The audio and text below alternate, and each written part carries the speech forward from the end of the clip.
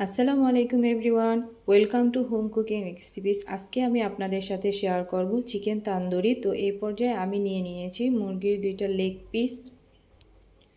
Leg পিসগুলোকে আমি ভালো করে চিড়ে নিব। দেখেন ভিউয়ার্স, আমি লেগ পিসগুলোকে ভালো করে চিড়ে নিয়েছি, যাতে আমি যে মশলাগুলো অ্যাড করব এখানে মশলাগুলো ভালো করে মাংসের সাথে মিশে যায়।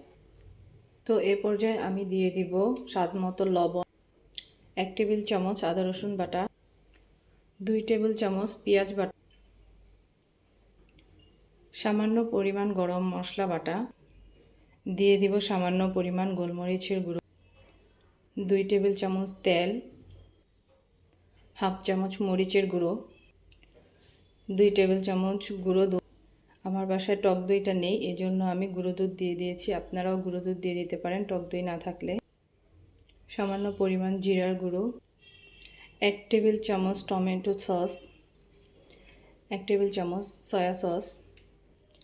সবশেষে দিয়ে দিব রাঁধুনি চিকেন তন্দুরি মশলা। আপনারা এটা বাজারে কিনতে পেয়ে যাবেন।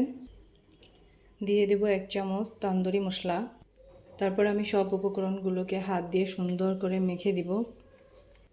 সরি ভিউয়ার্স, আমি এখানে লেবুর রসটা স্কিপ করে গিয়েছিলাম। আপনারা অবশ্যই লেবুর রসটা দিয়ে দিবেন। তো আমি এখানে লেবুর রস অ্যাড করে দেব। আপনারা এখানে 1 চামচ পরিমাণ লেবুর রস দিয়ে দিবেন।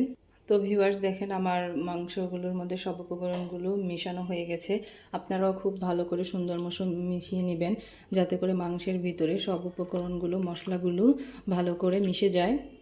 তারপর আমি এটাকে একটা বোলে ট্রান্সফার করে দেখেন ভিউয়ার্স, আমি একটা বোলে এটাকে ট্রান্সফার করে নিয়েছি। এ পর্যায়ে আমি এটাকে 3 ঘন্টার জন্য রেস্টে রেখে দিব, যাতে করে সব মশলাগুলো মাংসের ভিতরে ভালো করে মিশতে পারে। 3 ঘন্টা পর মাংসগুলোকে ফ্রিজ থেকে নামিয়ে নিয়েছি। আমি যেহেতু তন্দুরিটা চুলায় করে নিব, তাই চুলার মধ্যে আমি একটা প্যান বসিয়ে দিলাম। তো প্যানটাকে আমি এ পর্যায়ে গরম করে নিব। প্যানটা গরম হয়ে গেছে, এই পর্যায়ে আমি সামান্য পরিমাণে তেল দিয়ে দিব।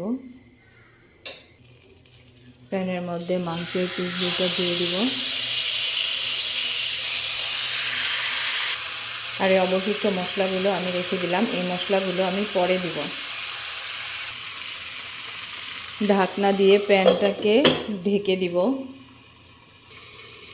তারপর প্যানের ছিদ্রটা বন্ধ করে দিব, যাতে করে বাষ্পটা বের না হয়ে আসে। চুলার আঁচটা আমি একেবারে লোতে রেখে এটা ভাজবো। ভিউয়ার্স, এই পর্যায়ে আমি ঢাকনাটা তুলে তান্দুরিটা দেখে নিব যে তান্দুরিটার কী অবস্থা। দেখেন ভিউয়ার্স, তান্দুরিটা থেকে পানি উঠে আসছে। তো এখন আমি তান্দুরিটাকে উল্টো করে দিব। দেখেন ভিউয়ার্স, আমার তান্দুরির এক পাশটা অনেকটা ভাজা হয়ে গেছে, একটা কালার চলে আসছে, পুরোপুর একটা কালার চলে আসছে। আপনারা এভাবে ভেজে নেবেন। এখন আবার আমি তান্দুরিটাকে আবার ঢেকে দিব। তারপর আমি চুলার জালটা একটু বাড়িয়ে দিব, যাতে করে পানিটা ভালো করে শুষে নেয়। ভিউয়ার্স, এই পর্যায়ে আমার তান্দুরিটা হয়ে আসছে। এখন আমি ঢাকনাটা খুলে দেখে নিব। দেখেন ভিউয়ার্স, আমার তান্দুরিটা কি সুন্দর একটা কালার চলে আসছে। এখন আমি দিয়ে দিব যে বাকি মশলাগুলো রেখেছিলাম, ওই মশলাগুলো সুন্দর করে তান্দুরির উপরে দিয়ে দিব মশলাগুলোকে। এই পর্যায়ে আমি মশলাগুলোকে তান্দুরির উপরে খুব ভালো করে দিয়ে দিয়েছি। তারপর ভালো করে উল্টিয়ে এটাকে আরেকটু ভেজে নেব, একটু কালারফুল করে নেব।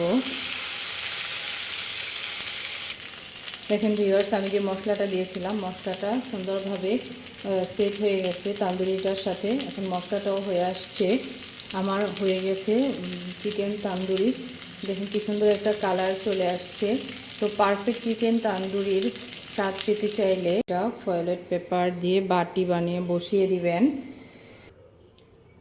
তারপরে দিয়ে দিবেন একটা কাঠ কয়লা। আমি কয়লাটার ভিতরে সরিষার তেল দিয়ে আগুনে ভালো করে জ্বালিয়ে নিয়েছি।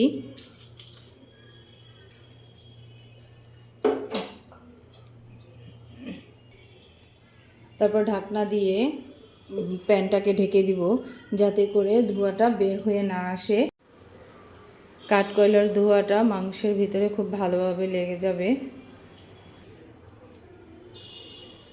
ভিউয়ার্স, ঢাকনাটা তুলে দিব। দেখেন হয়ে গেছে এই পর্যায়ে আমার তন্দুরি চিকেন। খুব সুন্দর একটা কালার এসেছে। এখন এটাকে আমি নামিয়ে নিব। ভিউয়ার্স, নামিয়ে নিয়েছি চিকেন তন্দুরি। দেখেন কি সুন্দর একটা কালার এসেছে, খেতেও খুব সুস্বাদু। আপনারা বাসায় ট্রাই করতে পারেন। Thank you.